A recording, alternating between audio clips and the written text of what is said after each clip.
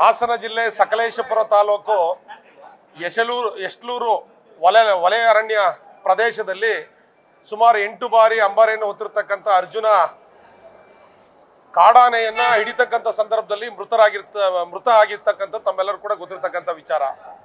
ಕಳೆದ 2 ವರ್ಷಗಳ ಹಿಂದೆ ನಡೆದಂತ ಏನು ಅರ್ಜುನ ಆನೆ ಮೃತ ಆಗಿರುತ್ತೆ. ಇದಕ್ಕೆ ಸಂಬಂಧಪಟ್ಟಂಗೆ ಅಲ್ಲಿಯ ಸ್ಥಳೀಯ ಹೋರಾಟಗಾರರು ಆನೆ ತೀರೋಗಿರ್ತಕ್ಕಂಥ ಸಂದರ್ಭದಲ್ಲಿ ರಸ್ತೆ ಬದಿಯಲ್ಲಿ ಅದರ ಸ್ಮಾರಕವನ್ನು ಮಾಡಿದರೆ ಪ್ರವಾಸೋದ್ಯಮಗಳಿಗೆ ಅನುಕೂಲ ಆಗುತ್ತೆ ಅಂತಕ್ಕಂಥ ಉದ್ದೇಶದಿಂದ ಅವತ್ತು ಅರಣ್ಯ ಇಲಾಖೆಗೆ ಒತ್ತಾಯವನ್ನು ಮಾಡಿರ್ತಾರೆ. ಅವತ್ತಿನ ಪ್ರಕರಣವನ್ನು 4/12/2023 ಅರ್ಜುನ ಆನೆ ಮೃತ ಆಗಿರುತ್ತೆ. 5/12/2023 ಏನು ಇದು ಒತ್ತಾಯ ಮಾಡಿರ್ತಾರೆ. ಅವತ್ತು ಅವ್ರ ಮೇಲೆ ಒಂದು ಕೇಸ್ನ ಮಾಡಿರ್ತಾರೆ, FIR ಮಾಡಿರ್ತಾರೆ.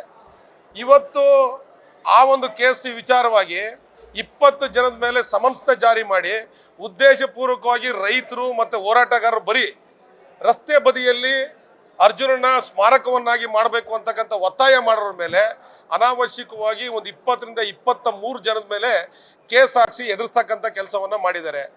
ಸ್ಥಳೀಯರು ನಮ್ಮ ಭಾಗದಲ್ಲಿ ತೀರೋಗಿರ್ತಕ್ಕಂಥ ಅರ್ಜುನನ ಮೇಲೆ ಇರ್ತಕ್ಕಂಥ ಅಭಿಮಾನದಿಂದ ರಸ್ತೆ ಬದಿಯಲ್ಲಿ ಸ್ಮಾರಕವನ್ನು ಮಾಡಿದರೆ ಇಡೀ ರಾಜ್ಯದಲ್ಲಿ ಅಭಿಮಾನಿಗಳಿದೆ. 8 ಬಾರಿ ಅಂಬಾರಿ ಹೊತ್ತಿರ್ತಕ್ಕಂಥ ಅರ್ಜುನಿಗೆ ಗೌರವ ಕೊಡ್ತಕ್ಕಂಥ ಕೆಲಸವನ್ನು ರಸ್ತೆ ಬದಿಯಲ್ಲಿ ಸ್ಮಾರಕ ಮಾಡಿ ಅಂತ ಒತ್ತಾಯ ಮಾಡಿರ್ತಾರೆ.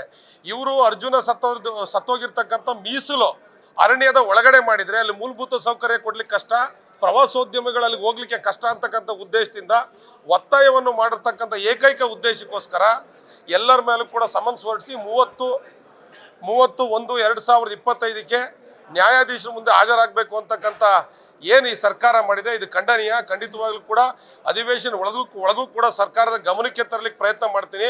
ಬರೀ ಒತ್ತಾಯ ಮಾಡಿದ ಉದ್ದೇಶಕ್ಕೋಸ್ಕರ ರೈತರ ಮೇಲೆ, ಹೋರಾಟಗಾರರ ಮೇಲೆ, ಕನ್ನಡ ಪರ ಸಂಘಟನೆಗಳ ಮೇಲೆ ಏನು ಕೇಸ್ ಹಾಕಿರ್ತಕ್ಕಂಥದ್ದು ತಪ್ಪು ಅಂತೇಳಿ ಈ ಮೂಲಕ ನಾನು ಒತ್ತಾಯವನ್ನು ಮಾಡ್ತೀನಿ.